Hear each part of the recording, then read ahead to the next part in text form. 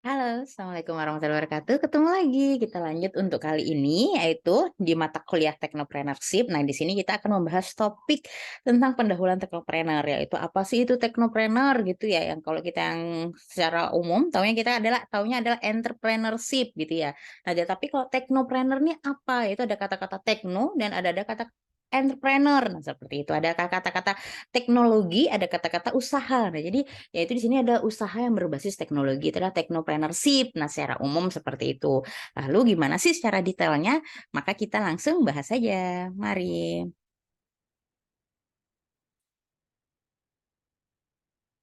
Nah, sini di sini saya ambil dari buku Technopreneurship ITS gitu ya, Institut Teknologi 10 November.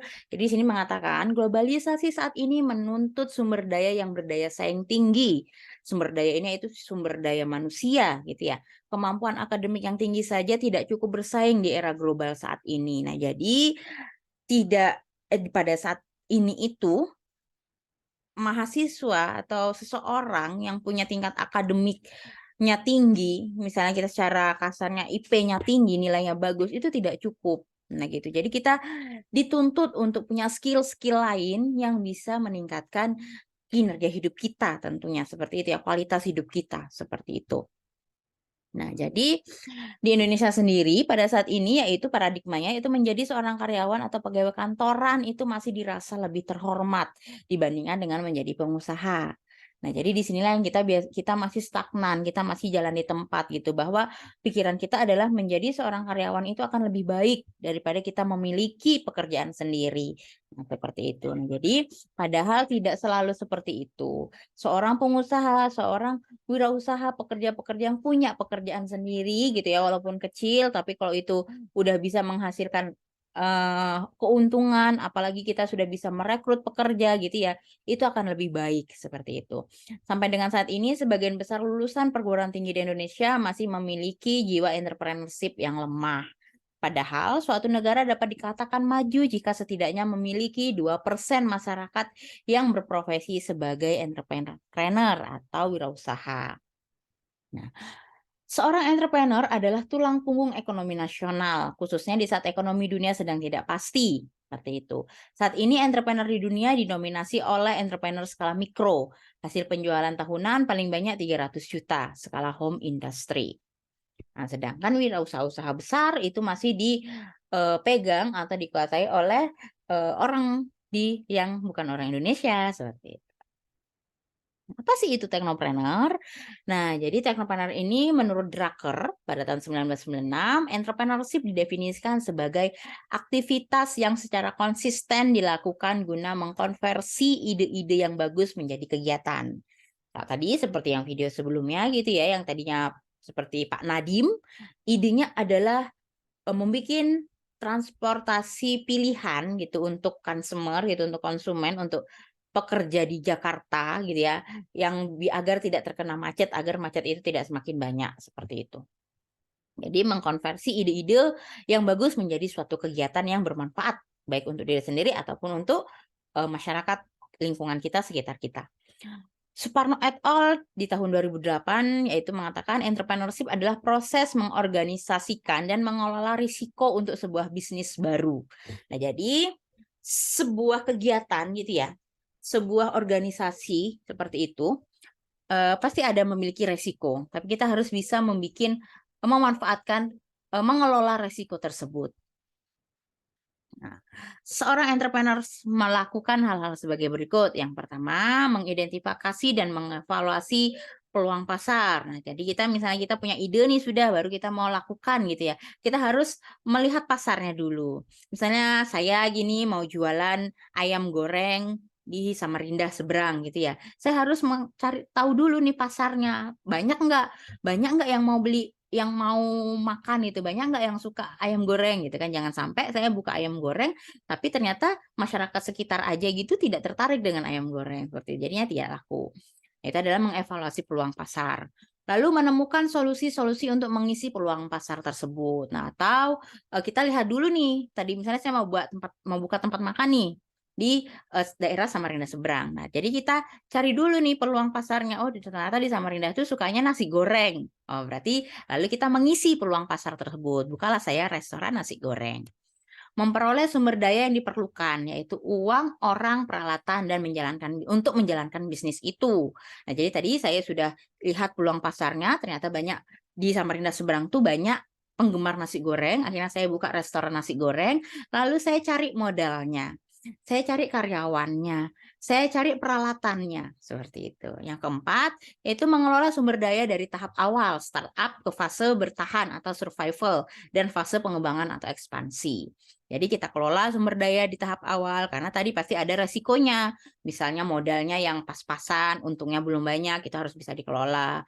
Atau misalnya pergantian pegawai yang cepat gitu ya, misalnya pegawainya tidak kerasan, atau ternyata pegawainya tidak kompeten di bidangnya, ternyata dia gampang capek gitu pada saat disuruh menggoreng nasi goreng tuh gampang capek, seperti itu. Itu kita kelola sumber dayanya. Lalu mengelola resiko-resiko yang berhubungan dengan bisnisnya. Jadi misalnya mungkin ada suatu saat di bulan-bulan apa gitu ya, mungkin pada musim hujan gitu, banyak orang yang tidak tertarik dengan nasi goreng, tertariknya dengan yang hangat, misalnya bakso atau apa. Nah, itu kita harus bisa mengelola resiko-resiko tersebut. Lalu kata technopreneurship sendiri dapat disimpulkan sebagai proses pembentukan dan kolaborasi antara bidang usaha dan penerapan teknologi sebagai instrumen pendukung dan sebagai dasar dari usaha itu sendiri. Baik dalam proses, sistem, pihak yang terlibat maupun produk yang dihasilkan. Jadi tadi technopreneurship.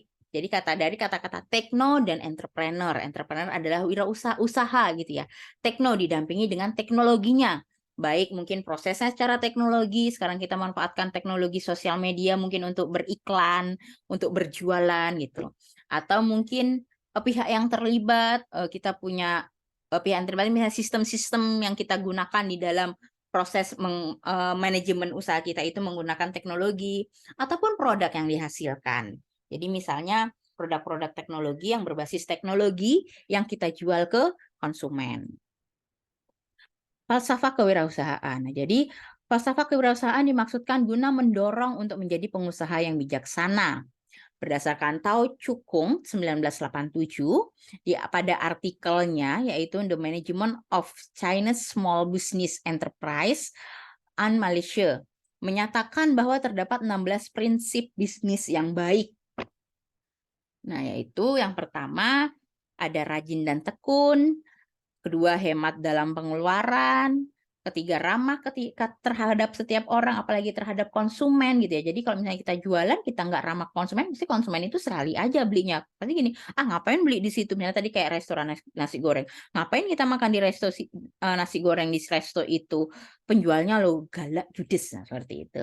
Yang keempat, gunakan kesempatan. Yang kelima, lugas atau transparan dalam bertransaksi. Yang keenam, berhati-hati dalam memberi kredit. Ketujuh, memeriksa semua data keuangan atau account dengan baik. Kedelapan, secara jelas membedakan yang baik dan yang jahat. Kesembilan, dikendalikan sendiri secara sistematis. 10, adil dan tidak pilih kasih terhadap karyawan. Jadi semua karyawan itu harus sama. Tidak boleh ada yang kita kasih reward terus gitu ya, yang kita perhatikan gitu ya. Tapi karyawan yang lainnya tidak, nanti akan ada kecemburuan. Lalu yang ke-11, memeriksa dengan cermat semua pengeluaran dan pemasukan, nota gitu ya, nota pengeluaran dan pemasukan itu harus kita manajemen dengan baik agar tidak terjadi selisih yang banyak yang tinggi. Lalu memeriksa dagangan sebelum diterima. Jadi misalnya kita membuat produk, menjual produk, kita periksa dulu, apalagi kalau itu produknya ibaratnya kayak produk selain makanan gitu ya, produk-produk barang gitu. Nah, itu kita periksa apakah ada cacat atau tidak. Jangan sampai barang yang rusak atau barang yang cacat itu kita berikan ke customer. Karena pasti nanti akan terjadi komplain dan akan terjadi mungkin permintaan pengembalian dana, atau yang paling buruknya si customer nanti akan bicara mulut ke mulut gitu. Aku beli barang di toko A dan itu jelek gitu dan itu rusak gitu. Nah, akhirnya nanti mulut ke mulut, akhirnya itu akan menjadi imbas yang sangat luar biasa dan membuat barang itu tidak laku.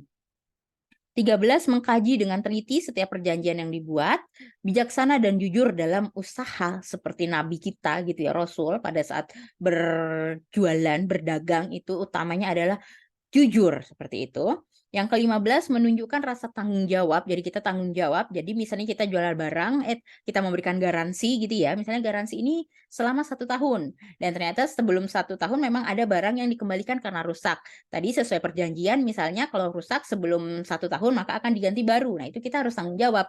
Kita tidak boleh berkeluh berlibet-libet lagi, misalnya mencari alasan lagi agar si kita ini sebagai penjual gitu tidak mau mengganti. Kita harus bertanggung jawab bahwa sesuai perjanjian diganti, ya diganti, seperti itu.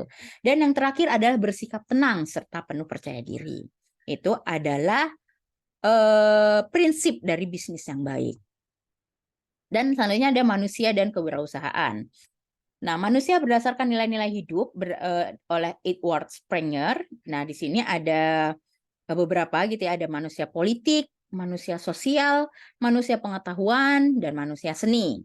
Ada manusia agama dan juga manusia ekonomi. Itu adalah tipe-tipe manusia berdasarkan nilai hidupnya.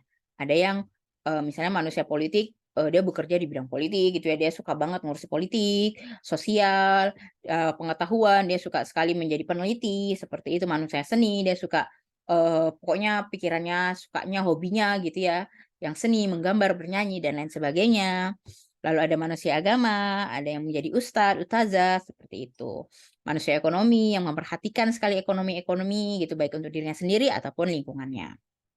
Nah, di sini ada masyarakat berprestasi oleh David McClellan. Di sini seseorang disebut berhasil dalam hidupnya bila kesejahteraan ekonominya meningkat. Nah, jadi maksudnya kesejahteraan ekonominya tidak harus kaya sekali gitu ya. Jadi misalnya seperti ini. Ya mungkin di tahun ini misalnya kita berjualan gitu ya atau bekerja gitu ya. Kita menabung tuh sebulan cuma bisa menabung 100.000. Tapi dengan menabung 100.000 itu semua keperluan kita sudah tercukupi gitu ya. Kita tidak punya hutang yang banyak, kita tidak punya maksudnya kita bisa makan dengan baik misalnya gitu. Kebutuhan rumah bagus seperti itu tercukupi, kebutuhan keluarga tercukupi, itu adalah kesejahteraan ekonominya berarti meningkat seperti itu. Nah, kemajuan ekonomi masyarakat dapat diketahui dari beberapa hal. Yang pertama, masyarakat yang ekonominya maju adalah masyarakat yang menginginkan kemajuan dan menekankan kerja keras sebagai sarana untuk mencapai tujuan mereka. Jadi dia tuh ada keinginan kerja keras gitu. Misalnya tadi bulan ini saya cuma bisa menabung 100.000. Berarti bulan depan saya harus menabung 200.000 nih setidaknya gitu ya. Jadi ada peningkatan. Dengan cara apa? Oh, ya misalnya tadi jualan, mungkin jualan itu dinaikkan tingkat produksinya. Mungkin misalnya dia kerja gitu, kerjanya lebih semangat seperti itu. Dan juga pengeluarannya lebih dicek kembali seperti itu. Jadi hal-hal yang tidak perlu dibeli. Kekayaan alam merupakan pendukung yang sangat kuat, namun juga merupakan tekanan yang mengarahkan manusia untuk bekerja sama satu sama lain agar kekayaan itu bisa dinikmati. Contoh, nah kita sekarang ada di Kalimantan, kekayaan alam kita, Allah memberikan kekayaan alam Kalimantan adalah batu bara, gitu ya, salah satunya ya. Nah di sini, tapi batu bara ini harus dikerjakan secara bersama-sama dengan mengarahkan manusia sebagai tenaga kerjanya. Seperti itu. Nah, kalau kekayaan alam ini, batu bara ini hanya dikerjakan oleh 1-2 orang saja, maka dia tidak bisa dinikmati. Karena dia ngambilnya susah gitu ya, jualnya harus juga dikirim gitu, susah gitu. Dia bukan tahu tempe yang kita beli sendiri, baru kita masak sendiri, bisa langsung dimakan, bisa langsung dijual. Nah, dari itu kekayaan alam itu adalah pendukung yang sangat kuat, tapi harus dikerjakan oleh sekelompok orang, oleh organisasi bersama-sama agar dia bisa dinikmati. Yang ketiga, di dalam masyarakat yang pembangunan ekonominya pesat, kekuatan pemersatu mereka yang utama adalah pendapat masyarakat itu sendiri dan bukan berdasar pada tradisi nenek moyang.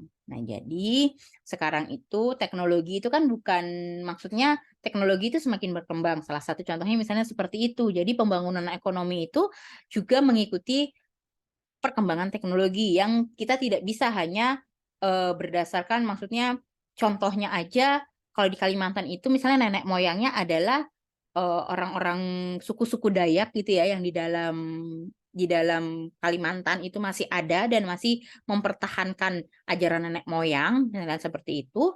Nah, itu juga harus mengikuti zaman, mengikuti era modern untuk bisa meningkatkan nilai ekonomi dari daerahnya, seperti itu. Selanjutnya ada 6 karakteristik perilaku yang konsisten dengan kewirausahaan. Yaitu yang pertama, berani memikul resiko yang tidak terlalu besar, namun resiko itu disebabkan oleh keahlian dan bukan karena kebetulan. Melakukan aktivitas dengan penuh semangat dan merupakan kegiatan inovatif serta berdaya cipta tinggi. Resiko keputusan merupakan tanggung jawab pribadinya sebagai pelaku wirausaha. Jadi kalau ada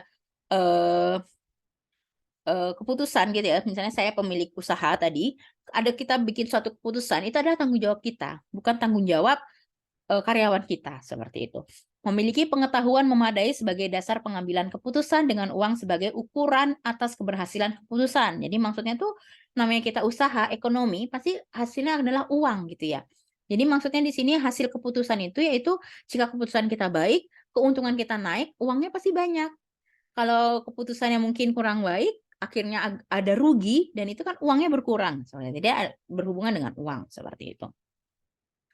Menyadari bahwa kewirausahaan sebagai aktivitas yang menaikkan martabat dan kesadaran akan sikap dapat menerima resiko. Nah, tadi dari awal saya sudah bilang, usaha adalah suatu kegiatan yang beresiko dan kita harus bisa menerimanya dan memanajemen resiko itu. Seperti itu.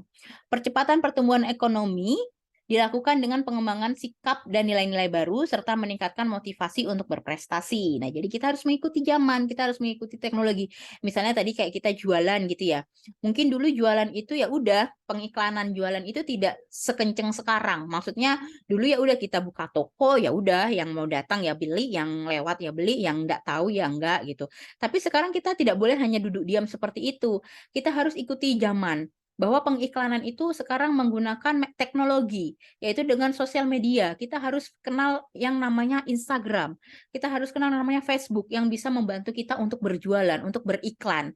Jika kita masih seperti nenek moyang, maksudnya seperti itu ya, kita masih kekeh dengan kegiatan lama kita itu tinggal duduk diam, yang penting buka toko gitu ya, tetap akan kalah dengan toko-toko lain yang dia sudah beriklan di sosial media, karena sosial media itu jangkauannya luas sekali. Misalnya kita buka toko di Samarinda, orang Jakarta tahu kalau kita punya toko nih di Samarinda sedang buka jualan produk ABC. Sedangkan dulu kan tidak. Dulu pada zaman dulu kita buka toko di Samarinda, yang tahu ya hanya orang Samarinda dan orang Samarinda sekitar-sekitar aja. Orang Jakarta, orang Jawa saya tidak ada yang tahu. Nah, itulah perbedaan teknologi pada zaman sekarang. Dan sebagai pelaku wirausaha, kita harus mau menerima itu. Kita harus mau kenal dengan teknologi itu. Nah, pembudayaan kewirausahaan. Nah, jadi di sini ada kemampuan manusia yaitu cipta, rasa, dan karsa. Cipta itu apa? Yaitu kemampuan manusia untuk menggunakan daya pikirnya. Kita namanya manusia, Allah memberikan kita pikiran. Kita sebagai manusia normal, sehat, kita pasti bisa berpikir. Nah, kita harus bisa menggunakan kemampuan itu, seperti itu. Rasa, yaitu sifat yang ada dalam jiwa manusia untuk menilai segala yang dialaminya. Rasa bahagia habis membeli suatu produk, rasa kecewa pada saat kita penjual keuntungan kita cuma sedikit. Nah, seperti itu adalah rasa gitu ya. Karsa, yaitu kehendak, kemauan, dorongan untuk melakukan atau tidak melakukan sebuah perbuatan. Nah, jadi misalnya kita tadi sudah punya usaha, saya sudah punya usaha nasi goreng gitu ya. Kita nih punya nih, kehendak kita nih mau meningkatkan profit gitu ya. Dorongannya apa? Yaitu dorongannya tadi meningkatkan lebih meningkatkan profit agar ekonominya lebih baik seperti itu. Nah, jadi di situ kita melakukan suatu perbuatan. Oh, berarti untuk meningkatkan profit mungkin kita sekarang yang tadinya cuma punya 3 rasa varian nasi goreng, akhirnya kita sekarang naikkan lagi nih. Kita berkreasi lagi, mungkin kita tambah 5. Jadi kita punya 5 rasa nasi goreng seafood, nasi goreng ikan asin, nasi goreng biasa, nasi goreng ayam, nasi goreng daging, misalnya seperti itu. Nah, itu adalah karsa kita, dorongan kita, kemauan kita untuk mendapatkan sesuatu yang lebih baik dengan melakukan sebuah perbuatan. Karya, kemampuan manusia untuk memberikan wujud pada cipta, rasa, dan karsa. Nah, tadi itu karya. Tadi setelah kita mewujudkan cipta, rasa, dan karsa itu namanya karya dalam bentuk yang dapat disentuh dengan panca indera manusia. Ini biasanya barang gitu ya. Misalnya kita udah punya produk, akhirnya kita sudah menciptakan suatu produk, akhirnya produk itu sudah bisa dirasakan oleh customer, dan karsanya adalah si perusahaan itu adalah ingin meningkatkan produk tersebut. Nah, sehingga produk itu lebih baik, lebih berguna, lebih bermanfaat, seperti itu. Menjadi seorang teknopreneur, bagaimana sih caranya menjadi seorang teknopreneur? Jadi seorang teknopreneur itu harus menguasai beberapa hal, tentunya teknologi dan juga entrepreneurship, jiwa usaha. Teknologi ini merupakan cara untuk mengolah sesuatu agar terjadi efisiensi biaya dan waktu, sehingga dapat menghasilkan produk yang berkualitas dengan memperhatikan kebutuhan pasar. Solusi untuk permasalahan, perkembangan aplikasi, perbaikan efektivitas dan efisiensi produksi serta modernisasi. Nah, jadi kita namanya teknologi, kita harus ikut teknologi itu semakin tahun semakin berkembang, kita harus ikuti, kita harus terapkan seperti itu. Kedua adalah entrepreneurship, yaitu proses dalam mengorganisasikan dan mengelola risiko untuk sebuah bisnis dengan mengidentifikasi dan mengevaluasi pasar, menemukan solusi-solusi untuk mengisi peluang pasar, mengelola sumber daya yang diperlukan, dan mengelola resiko yang berhubungan dengan bisnisnya. Nah, jadi tadi kalau teknopreneurship, teknologi, tadi yaitu teknologi yang digunakan untuk memproses gitu ya, atau kita menjual, kita memberikan jasa gitu ya, yang berbasis teknologi. Nah, sedangkan entrepreneurship-nya adalah ilmu untuk mempelajari itu, maksudnya ilmu untuk mengelola usaha kita, mengevaluasi pasar kita, seperti itu, menemukan solusi-solusi peluang pasar, solusi-solusi resiko, seperti itu adalah entrepreneurship. Nah, jadi di entrepreneurship itu ada internalization, paradigm alteration, dan juga spirit intention dan competition, seperti itu. Ada internalization adalah kita harus bisa tadi melihat pasar kita seperti itu. Terus kita harus punya kemampuan spirit intention, kompetisi, kita harus berkompetisi gitu ya, agar kita tetap bisa bersaing di dunia wirausaha, di dunia usaha, seperti itu. Dan paradigm alteration. Invensi, inovasi, dan teknopreneur, menurut Suparno et al. 2008, teknopreneurship bersumber dari invensi dan inovasi. Invensi adalah sebuah penemuan baru yang bertujuan untuk mempermudah kehidupan. Inovasi adalah proses adopsi sebuah penemuan oleh mekanisme pasar. Invensi dan inovasi ada dua jenis, yaitu ada invensi dan inovasi produk, dan juga invensi dan inovasi proses. Jadi yang diinovasikan itu bukan hanya produk saja, tapi prosesnya juga. Jadi contohnya seperti ini. Kalau produk udah tahu jelas ya inovasi itu apa. Misalnya tadi produk A, misalnya kita jualan produk mic. Mic itu yang pertama hanya bisa untuk menyanyi, inovasinya yaitu yang sekarang bisa untuk menyanyi dan merekam. Misalnya seperti itu. Lalu prosesnya, nah prosesnya ini misalnya proses pembuatan mic itu. Yang tadinya itu prosesnya itu misalnya dari meja kerja itu ada 5 meja kerja ya. Meja kerja misalnya pertama desain, merakit, mengecat atau apa dan segalanya. Tapi invensi dan inovasi prosesnya yaitu disingkatkan. Misalnya tadi yang tadinya 5 kerja produksi sekarang hanya menjadi 3 kerja produksi. Misalnya seperti itu. Landasan teknopreneurship. Nah, jadi pada saat kita mau berusaha, kita harus berangkat dari kebutuhan masyarakat. Tadi kita harus melihat pasarnya, pasar ini, masyarakat ini butuhnya apa. Jangan sampai masyarakat butuh barang B, tapi kita jual barang A. Nah, akhirnya kan tidak terbeli gitu ya. Lalu yang kedua, perkaya diri dengan ide dan inspirasi. Nah, jadi kita melihat pangsa pasar, kita cari ide-idenya, kita jangan sampai ide kita itu ternyata sudah ada nih di pasar, sehingga kita adalah plagiat, jangan sampai. Sehingga produk kita adalah produk yang tidak lebih baik daripada produk pertama. Nah, itu adalah kita harus memperkaya diri dengan ide dan inspirasi. Yang ketiga, rencanakan dengan matang dan lakukan dengan cepat.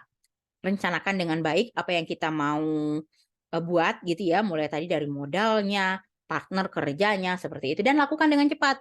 Nah, jadi misalnya sekarang saya punya ide mau jualan produk A. Nah, dalam waktu 6 bulan ke depan saya sudah harus bisa menjual. Nah, itu harus dilakukan dengan cepat, tepat waktu. Karena apa? Bisa jadi ide tadi misalnya setelah 6 bulan ternyata kita terlambat gitu ya, kita baru setahun. Nah, dalam waktu setahun itu ternyata udah banyak orang yang punya ide sama dengan kita. Nah, akhirnya keduluan, nah seperti itu. Yang keempat, tambahkan value pada produk. Jadi misalnya kita bikin produk yang sejenis gitu ya. Misalnya kita bikin produk, ternyata udah ada produk itu di pasar, kita tambahkan nilainya. Misalnya tadi kayak mic tuh. Mic tadi sudah ada nih di pasaran, tapi dia hanya bisa untuk menyanyi tok gitu, untuk mentransfer suara kita ke sound. Nah, tapi di produk baru kita tambahkan value-nya, kita tambahkan nilainya bahwa mic tadi bisa untuk merekam, sekaligus merekam suara kita gitu. Nah, itu adalah nilai value tambahan. Gitu. Peranan teknopreneurship bagi masyarakat. Nah, jadi teknopreneurship ini dapat memberikan manfaat atau dampak baik secara ekonomi, sosial maupun lingkungan. Nah, seperti itu tentunya pada saat kita melakukan sesuatu, kita berharap kegiatan kita itu, produk kita itu dapat meningkatkan nilai hidup masyarakat. Seperti itu. Ini berdasarkan Suparno 2008. Nah, dampak secara ekonominya apa? Yang pertama, meningkatkan efisiensi dan produktivitas, meningkatkan pendapatan. Lalu yang kedua, menciptakan lapangan kerja baru. Tadi misalnya saya membuka resto nasi goreng. Akhirnya saya kan butuh SDM, butuh sumber daya manusia gitu ya. Kita menciptakan lapangan kerja baru. Yang ketiga, menggerakkan dan menciptakan peluang bisnis pada sektor-sektor ekonomi yang lain. Manfaat sosialnya, teknopreneurship mampu membentuk budaya baru yang lebih produktif dan berkontribusi dalam memberikan solusi pada penyelesaian masalah-masalah sosial. Tadi misalnya masalah sosial kita pengangguran. Karena banyak pengangguran, akhirnya banyak maling gitu ya, banyak pencurian gitu ya. Nah, di sini karena tadi saya membuka resto baru, akhirnya saya memanajemen sumber daya itu, saya melatih masyarakat di sekeliling yang tidak punya pekerjaan, akhirnya dia bisa bekerja dan akhirnya itu memberikan solusi sosial. Lalu manfaat lingkungannya, memanfaatkan bahan baku dari sumber daya alam Indonesia secara lebih produktif, meningkatkan efisiensi penggunaan sumber daya, terutama sumber daya energi. Nah, jadi di sini tadi misalnya batu bara. Tadi kalau batu bara itu tidak diolah gitu ya, tidak dilakukan entrepreneurship, maka tadi batu bara ya udah masih terpendam di dalam tanah, tidak bisa dimanfaatkan. Nah, karena sekarang sudah dia maksudnya dia batu bara ini diusahakan gitu ya, menjadi salah satu usaha gitu ya, penghasilan seperti itu, maka batu bara tadi bisa dijadikan sumber listrik, untuk pembangkit listrik gitu ya, bisa dijadikan untuk barang-barang lainnya, untuk sekarang banyak juga kosmetik yang dari kol gitu ya, dari batu bara. Nah, seperti itu. Jadi itu harus sumber daya alam itu harus manfaatkan, itu adalah manfaat lingkungan karena ada teknopreneurship, ada kewirausahaan di situ sehingga dia bisa termanfaatkan untuk masyarakat, dari lingkungan untuk ke masyarakat seperti itu. Kriteria untuk mengembangkan invensi dan inovasi agar bermanfaat bagi masyarakat itu ada beberapa, yaitu yang pertama, memberikan informasi performansi solusi lebih baik dan lebih efisien. Yang kedua, menjawab permasalahan dan memenuhi karakteristik kebutuhan masyarakat. Yang ketiga, merupakan ide orisinil. Yang keempat, dapat diterapkan pasar dan memenuhi kriteria kelayakan ekonomi. Yang kelima, memiliki skala pasar dan skala manfaat yang memadai. Yang keenam, dapat dipasarkan sebagai produk atau jasa. Yang ketujuh, meningkatkan produktivitas, pendapatan, dan lapangan kerja bagi masyarakat. Nah, itu adalah kriteria mengembangkan invensi dan inovasi. Nah, jadi tentunya pada saat kita berwirausaha, di situ banyak sekali manfaatnya yang tadi ya, maksudnya usaha kita itu idenya harus original, seperti itu ya. Itu nanti akan bermanfaat, seperti itu untuk masyarakat. Jangan sampai kita membuat usaha itu udah meniru, tidak bermanfaat lagi, malah merugikan, seperti itu. Nah, demikianlah pendahuluan untuk teknopreneurship. Jadi, semoga dengan pemaparan materi ini, teman-teman mahasiswa, adik-adik mahasiswa bisa berpikir gitu ya, nanti mungkin punya ide gitu ya, aku mau buat ini deh gitu ya, atau misalnya aku suka loh sama suatu produk ini, tapi menurutku dia masih kurang ini. Nah, seperti itu adalah nilai baru gitu ya, tambahan value-nya, nilai tambahnya, seperti itu, manfaat barunya. Itu boleh dikembangkan, dimodifikasi, dia akhirnya lebih bermanfaat, seperti itu ya. Dia lebih berguna untuk masyarakat, lalu kita bisa membuka lapangan pekerjaan tadi sesuai tujuan dari entrepreneurship. Nah, jadi itu tujuan dari seorang sarjana teknik mesin belajar teknopreneurship. Jadi diharapkan nantinya tidak hanya menjadi tukang las, tukang bubut, tidak hanya menjadi manajer maintenance, manajer perawatan di suatu perusahaan gitu ya, tapi juga bisa membuka lapangan lapangan pekerjaan baru yang bisa memberikan dampak ekonomi yang lebih positif, lebih menguntungkan kepada diri sendiri dan juga kepada masyarakat.